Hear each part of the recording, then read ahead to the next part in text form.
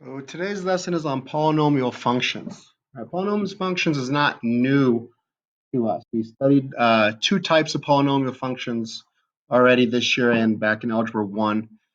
We should be familiar with a linear function, right? Y equals mx plus b, and a quadratic function, right? Ax squared plus bx plus c. So we look at this linear function and we need to start looking at things and making connections to what we know about their graphs, okay, about their x-intercepts, their n behaviors, their y-intercepts, and see if we can make those connections and extend those connections to when we start dealing with polynomial functions where the exponent is higher than just 2. All right, because we're going to be looking at when exponents are 3, 4, 5, and higher. All right, so with the linear, okay, where it's a polynomial function with the largest exponent is 1. Okay, a quadratic, okay, is when the largest exponent is 2. All right, the largest exponent in a polynomial function is also referred to as the degree of the polynomial. This can be important. All right, we're going to be referring to the degree of polynomials, and that is going to help us understand some of the key characteristics of the graph is when we know the degree of the polynomial. Being able to calculate or find or identify the degree is an important step when dealing with polynomial functions. It tells us a lot about the graph. Okay, the degree of a linear function is 1, since the highest exponent is 1. The degree of a quadratic function is 2, since the highest exponent is 2. All right, if we look at the graphs of linears, right, we look and the n behaviors, right, the range is going to be all real numbers, right? The degree is 1, which is an odd number. The range is all real numbers, which means the right n behavior is going up towards infinity, the left n behavior is going down, or vice versa. On this one, the right n behavior is going down towards negative infinity, and the left n behavior is going up towards positive infinity. So when your range is all real numbers, your n behaviors have to be opposite. Okay, and so we're going to try to make a connection between the degrees and those n behaviors. All right, and you look, because the range is all real numbers, we know that the graph has to pass through the x-intercept. There's always going to be one x-intercept with linear functions.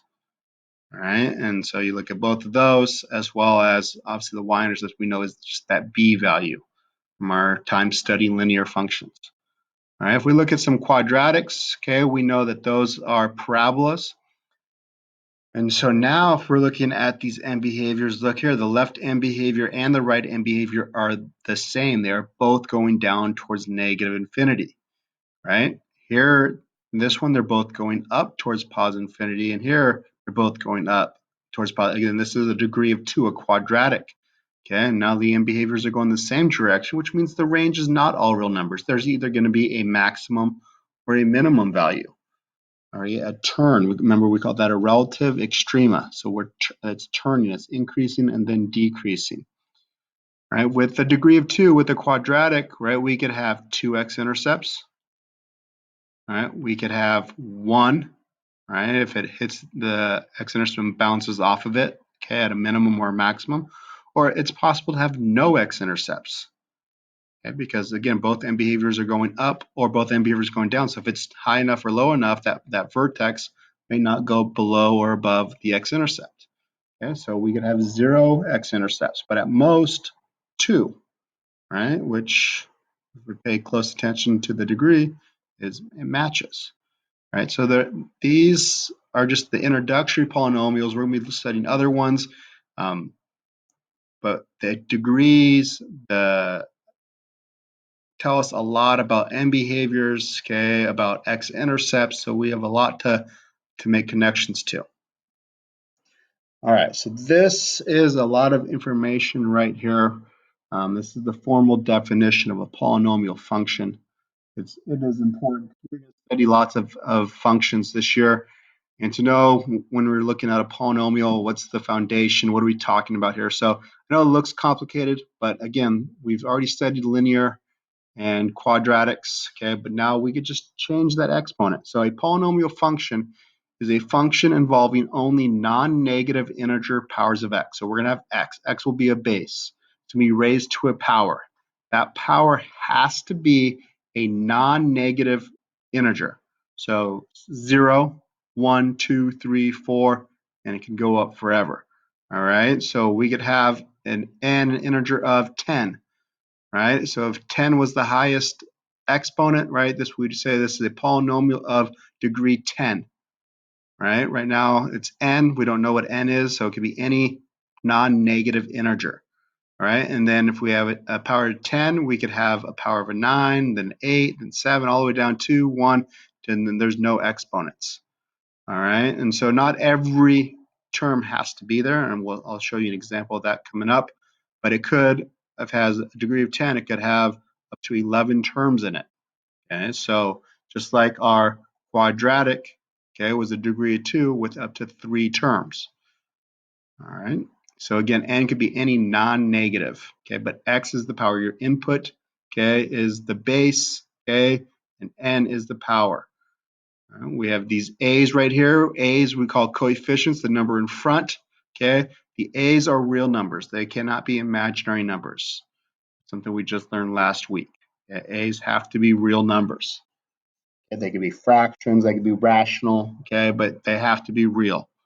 All right, no imaginaries.